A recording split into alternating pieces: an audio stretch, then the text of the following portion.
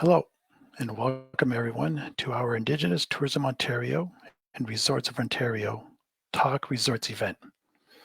Ani Bojo, Ozawa Nimki Beneshi Dishnakaz, Magazi Dodam, Chiging Minwa Madomanising Donjaba. In English, hello, my name is Golden Thunderbird, Eagle Clan from Chiging First Nation up here on Manitoulin Island, and I'm Indigenous Tourism Ontario's membership coordinator. I'll begin this session with a renewal of our commitment to social justice and equality with a land acknowledgement and recognize that we are coming together virtually from different points across this region, a region home to the Anishinaabe, Cree, and Haudenosaunee, and to 46 treaties and other agreements on what is now commonly referred to as Ontario, with its long and storied history of Indigenous peoples from time immemorial. As original hosts and stewards of this land, Indigenous peoples have been involved in tourism for thousands of years. Today, Indigenous Tourism Ontario and Resorts of Ontario come together to form a partnership to build and bridge gaps, work together, and to benefit Indigenous and non-Indigenous tourism and resorts for generations to come. Miigwech, thanks for that, Stephen, and thanks to all for tuning in today. My name is Jasmine Bergie, and I'm the Director of Member Relations at ITO. We're excited to be joined today by Shane Bage, the Marketing and Communications Manager from Resorts of Ontario. A few months back, we got together to start talking about ways we can better serve and represent Indigenous-owned resorts in Ontario. And today, we're really proud to be partnering with Shane and his team to provide accessible marketing support to ITO members in this industry. We recognize how extremely challenging it's been and continues to be for business owners. So continuing to seek new meaningful partnerships is one of many ways we're coming together as an industry to provide valuable opportunities to you on your path forward. In this quick chat, we're going to spend about 15 to 20 minutes exploring some forward-thinking Ontario innovations in the resort industry. Shane will be sharing some tips and tricks for successful resort marketing, and then we'll share how to get involved and access the new benefits through this partnership. At the end, we will answer questions live, so be sure to put your questions in the comments section, and we'll get to as many as we possibly can with the time frame that we have. So without further ado, I'd like to give Shane a warm welcome. Hello, Shane. Thanks for coming in today. Good afternoon, everyone. How's everyone doing? Good. Thank you. So we're really keen to hear from you, so we'll jump right in. And to kick things off, for those who are joining us and are unfamiliar with your organization, can you tell us a little bit about Resorts of Ontario? Sure, yeah, thank you for having me, and it's a pleasure to be on here today. Resorts of Ontario is a non-profit membership-based association that embraces over 100 unique resorts in Ontario, offering 4 season vacations that symbolize the Resorts of Ontario hallmark, which is quality, service, and dependability. We represent full service and self-catering resorts, including resort hotels, resort lodges, cottages, resorts, and country inns, pretty much anyone and everyone.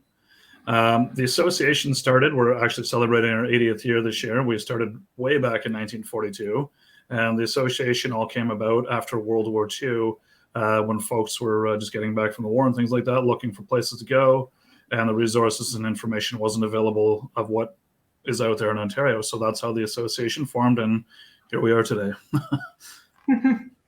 Thanks for that background, Shane, and congratulations on 80 years. That's a really long time. And sure, I'm personally always really fascinated about the history of hospitality and tourism. So it's super interesting to learn a bit more about how ROO came to be. And I'd be super interested to even see, how things have changed over the last 80 years and where things are headed, which I think is a good segue to our next question. So over to you, Stephen. Again, yes, thank you for that, Shane. In your eyes and in the vision of innovation, what is the future of resorts in Ontario? The future for resorts in Ontario is a number of things, and what we're seeing is everything from unique resorting experiences, like people are always looking for those experiences, different things that they can do and kind of Instagram and brag about on social media and things like that. But we're also seeing a lot of like trendy accommodation offerings, such as glamping tents, the domes. But it's also not only that, but it's the sustainability efforts that we're seeing a lot of the resorts really enhance and grow. And I'll just share one of our resort members, Elmhurst Resort, who's located in the Kawarthas right on Rice Lake. They're constantly thinking outside the box. And I remember when I first chatted with the owner there, it just blew my mind just what he was thinking and how some of the efforts that they're doing that way. They have as I mentioned, the cottage resort's right on Rice Lake, and they have about a 100-acre farm that surrounds the cottage property. And they've branded all their culinary offerings as Elmhurst-owned, which I think is clever, first of all. But a lot of the stuff they plant, they raise, and they grow all their foods there. Everything from your vegetables, so they have like this massive vegetable garden. Some of the heirloom tomatoes are varieties that they frequently choose. They have a tomato tunnel, which they used for the extended growing season and increased production for canning. They also have some beehives that produce antibiotic-free honey for use in their kitchen and for sale in the gift shop. And they also have a herd of approximately 50 Angus cattle that are maintained. So most of the beef that they offer there is served as bred, born, and finished right on property without the use of hormones, which I think is incredible. And then on top of that, each of the cottages that they have on the property, they have their own gardens there. And the gardens are equipped with fresh herbs that are available for the guests to use. So while they're staying there, you can make your own delicious meal in your room, but you can take some of the fresh herbs and add it to your dish that you're making, which is so cool to me. Not only that, some of their energy efficientness, like they use a photovoltaic solar panel system on the roof that produces energy for the farm and back into the grid. All their public spaces, laundry, indoor and outdoor pools are heated with biomass, which is equivalent to heating 20 family bungalows. Energy efficient lighting is used in all the public spaces. So, I mean, they're just constantly trying to increase that the sustainability efforts and think about the environment and conscious that way. And since COVID has hit, it's obviously it's impacted the world, but resorts, and kudos to the resorts, your resiliency and everything you've done. I mean, it's been an extremely difficult time, and I couldn't imagine being in your shoes. We definitely feel for you. And since the world has shifted, it's given the opportunity for these resorts to think outside the box and adjust to some of these the limitations and things put in place. For example, one of our resort members, Fern Resort, they're an all-inclusive resort. When a lot of lockdowns were happening, indoor dining was not able to happen. So for them offering, all these meals to their guests, that's part of the cost. How can they now serve all these meals to their guests when they're told that they can't? So in order to stay afloat, what they did is they rented a bunch of outdoor dining tents and basically transformed their indoor dining to an outdoor dining, but at least it was covered and protected, that they're able to serve their guests their three meals a day and be able to continue with their hospitality experience and increase that experience that way. And it worked out really well for them. And thankfully that happened during the summer months. So, the weather wasn't necessarily a huge issue other than some rain maybe here and there. Some of the other cool things that people did was Hockley Valley Resort. They were one of the first ones to introduce the dining in the globes, like a unique 5-course dining experience, paired it with their wines that are made right there on site. So they did that dining in the globes, which is super cool. And then another resort, JW Marriott Muskoka, some of you may have heard that they did these ice caves in the wintertime. So they took that outdoor dining experience in the winter in these ice caves, and it worked out fantastic, and everybody was nice and cozy, warm, and a very cool culinary experience. The resorts really showcased the resiliency and how they could adapt to this world that was constantly changing almost daily, if you will, but to be able to keep up with them. And those are just some of the many examples of how the resiliency and where we see resorting going, and to look at that. And I think also with COVID kind of happening, it also gave the resorts an opportunity to look at how their operations were running. And just because it's something they've always done, it gave them a hard look to look at, can we do it better? Are there ways that we can be more efficient? And yes, there was, and there's a few resorts that I've talked to that have shifted the way that they've done things, and gotten away from, because we've always done that. So it was really cool to hear, and really cool to hear the resiliency in all the resorts, and really it's kudos to them.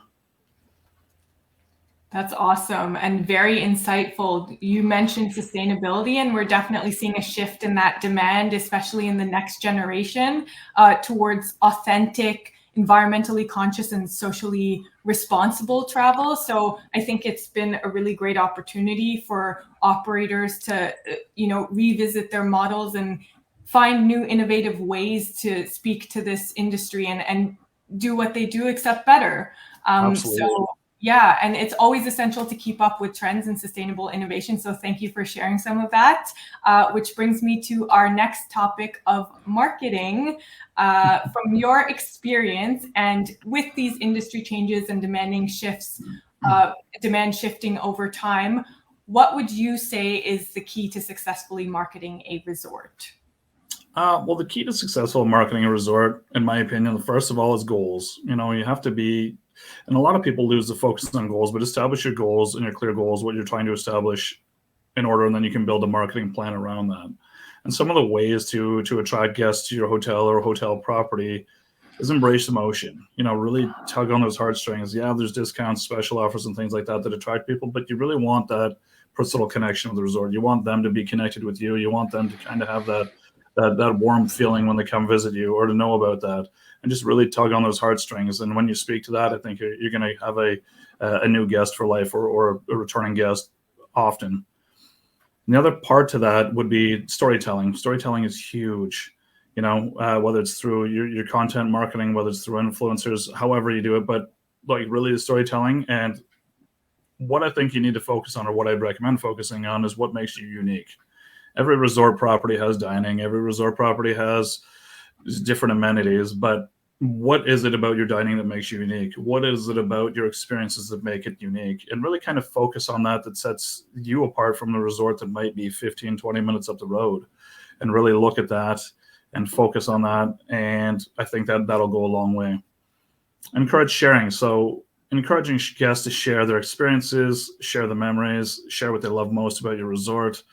It's a great thing, great for user generated content on your social sites, but it's also a way to learn from your audience and really how to market to them. Because if you're learning from them, learning what they really like, then at least you can enhance that low hanging fruit, or grab that low hanging fruit, and really promote to them as well, and keep driving that message about the resort and the resorting. And it all kind of relates to storytelling and stuff like that too.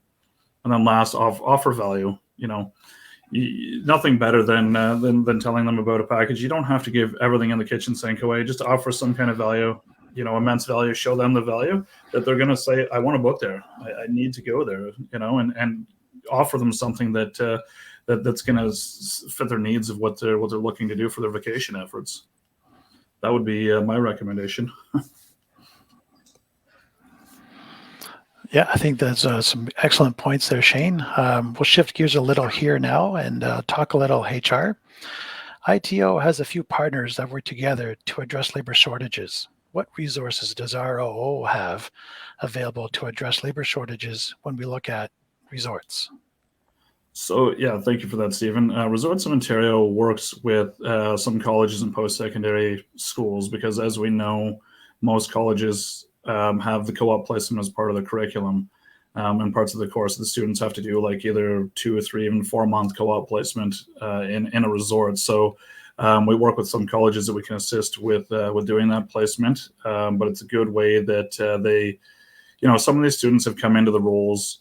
They've then done the roles for about 3 or 4 months, and then they've ended up finding themselves a full-time job after that, and sometimes working their way up the chain in the management or different places in the resort. But there's lots of opportunity that way, because obviously labor shortages everywhere, and it's huge. But that's a great way that we can help the resorts and fit their needs of the resources that way.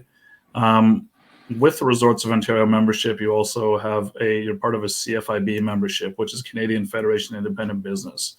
And through them, there's lots of HR resources available to the members, our members, that help with things as staffing, free training modules for HR, like anything with payroll related, any kind of resources that way. So there's a lot of opportunity and resources through CFIB.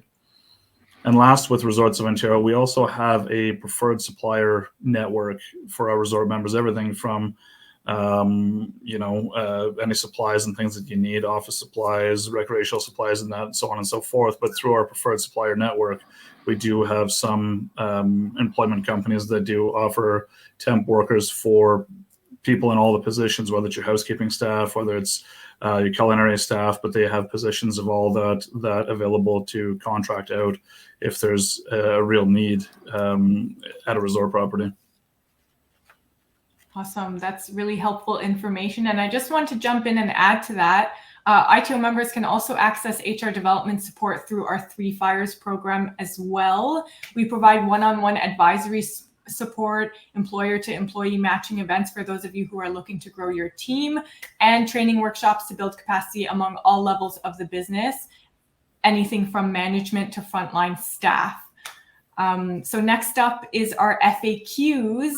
Since we've announced our partnership, we've been receiving lots of questions about how to get involved. So we're going to be answering those now, and then we'll go into a live Q&A. Stephen, over to you. Some of those questions that we received speak to a few different key areas. What are the key benefits? Who is eligible? How do I get involved? And what are some of the costs associated with membership? With membership. Awesome. Yeah, thank you for that, Stephen. I just got a presentation here to kind of cover all that off. So why choose a membership with Resorts of Ontario? Proven ROI. Our members see anywhere from $5 to $10 for every dollar spent on our marketing campaigns. We drive qualified leads direct to your site. So our goal mainly is really to hook the consumer, get them interested in something, and drive them direct to you so that they make a booking or spend money at your resort. That's really what it is. Save time and money. So with our CFIB membership, there's lots of savings program opportunities, like as we talked about the HR support there. But also there's discount programs, like one of the popular ones and one of most of our members take advantage of is the credit and debit merchant terminals. They're able to offer the lowest rates, and most of our members save about $3,000 a year just on that alone. Resorts of Ontario is the voice at the table, so we're in the legislative, all the aids and grants and regulatory. We're there with our ear to the ground and putting the voice out there. And we also have industry insider information on best practices, shared resort. We have a shared resort network, so it's a great networking opportunity to learn from some of the other resort members and just chat with other folks that are like-minded and questions you may have. We have regular bi-weekly calls with all the members, networking calls, just kind of give everybody an update, and especially since COVID's happened, there's a lot to update, but then it's also an open floor and opportunity for folks to kind of chat amongst and ask any questions to find out what other resorts are doing as well. So we are a team that drives results. As we mentioned, we talked about our quality of service and dependability hallmark the Resorts of Ontario offers, and we represent resorts, lodges, cottages, country inns, showcasing year-round adventures, experiences to drive guests to your property for fishing getaways, family vacations, couples getaways, and so much more, whatever their needs are. We actively seem to get over 1 million page views annually a year, and 35 to 45% of those clicks that we get go direct to partner websites. So we really drive qualified leads to you. When we break down on the cost per click, we've seen as low as 22 cents a cost per click, all the way up to about 80 cents a cost per click. So, I mean, there's really good quality leads that we're driving there that are translating into business for our current resort members. Next slide. And we market not to just leisure business, but we do meetings and groups, we do weddings and international travel. And with a Resorts of Ontario membership, you are part of a gift certificate program. So we sell gift certificates online, in person, and through our Ontario Travel Information Centers. They range from $50 all the way up to $500. It's a very popular item because it can be used on any of your amenities at the resort. So it's not just on accommodations. Like if you have dining or golf or anything like that, guests can use it towards those. The best thing about them is that there's no fees. As the membership benefits, one of the many benefits is if somebody spends $500 at your resort, you're getting a $500 check back from us. There's no fees. We don't take any commission on that. And these gift certificates have no expiry. So they've been a very popular thing that we've introduced, and people seem to buy them up because obviously for reasons, you have at your fingertips so many properties to choose from where you'd like to travel and what experiences you'd like to do. So that's one of the many benefits. And we're here to help you. So our 3 main pillars, the Resorts of Ontario, we're here to create synergy, drive profitability, and share business intelligence. So we're here for any marketing advice and support you may need. lots of industry networking opportunities and ways to get involved. Business intelligence, save time and money, communications and information. So we're updating you on anything that's happening in the industry and what you need to know and what you can take advantage of. And of course, the advocacy efforts, and those have been huge in the last 2 years. And then now we'll just jump into the membership program and the numbers, because I'm sure everybody's wondering how much does it cost. And I know there's additional requirements from IDO that Stephen would address, and maybe this time I'll just pass it over to Stephen just before I jump into this the pricing program that we have. So for those who are interested in becoming a member of ITO, I think you can reach out to any one of our social media platforms with a question, and we'll get back to you and connect you with our membership department, which would be myself and Jasmine. There's also the membership at Indigenous-owned.ca email. You can connect to us directly through there, and we can process the membership application. That's also on our website at indigenous-tourismontario.ca. Once you become a member, we go through the process of membership. We would then link you back over to Shane at ROO for the insight on membership and its benefits with ROO. Great, thanks, Stephen. And so I'll just jump into the pricing here. So it's a 5-year pricing structure or module that we've come to partnership with. So for the first couple of years, you have a complimentary base membership fee. So that base membership fee is normally $490 for the year. And what that gets you, that gets listed on our website, that gets listed in our Great Escapes guide from the marketing side of it. But you also have the gift certificate program, all of the advocacy support, any kind of support that you need from us, and a CFIB membership. So that complimentary base membership fee is up to 15 rooms. And then anything, if you have 15 rooms and above, then we charge $15 per room. All of our marketing programs that we have that are extra, like the web bundles, any of the meeting and events program, weddings, any of those programs that we sell, they're offered at 50% off the fee for the first 4 years. So as you can see on the chart here, the first 2 years, your complimentary base marketing fee is $0. We have a base marketing fee, which the marketing fee is with your annual membership that gets you listed in the annual print guide. So you get listed on the index and the guide, but you also get a write-up of your resort and a little listing in the guide of your resort. So that's what that marketing fee is. So then that's reduced for 50% off pretty well up until the last until you become a full member. And then every year after that, by the 3rd year, it increases by 25%. So your base membership fee ends up becoming, 75% off, and then it becomes 50%, 25% off. And all those marketing programs that are offered to you are offered at 50% off the fee. So we just jump to the next slide, Jasmine. I'll just show a quick example. So this kind of summarizes it a little bit. So you can kind of see how it's broken down here. So the actual cost annually would be $740. So that's the $490 plus your $250 for your marketing fee.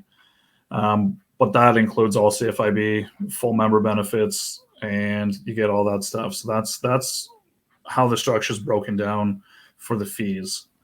And I don't believe you're committed to, like, just because you come on year 1 and 2, I don't believe you're committed to staying with us for the 5 years, but we encourage that, as there's so much value that would help grow the business. And especially in this time right now, I guess it's going to be like, I mean, we're going to see a real shift when things open up and the world opens up. Even more people are going to be wanting to travel outside of Ontario, because they're limited to mostly in Ontario right now. So I think you're going to see a real challenge there. So we really encourage it's immense value to stay with us for that time, but we just really encourage that. And that's it from me for that. And I guess we're going to open up the floor to any questions that anybody has about it. We can't hear you, Jasmine.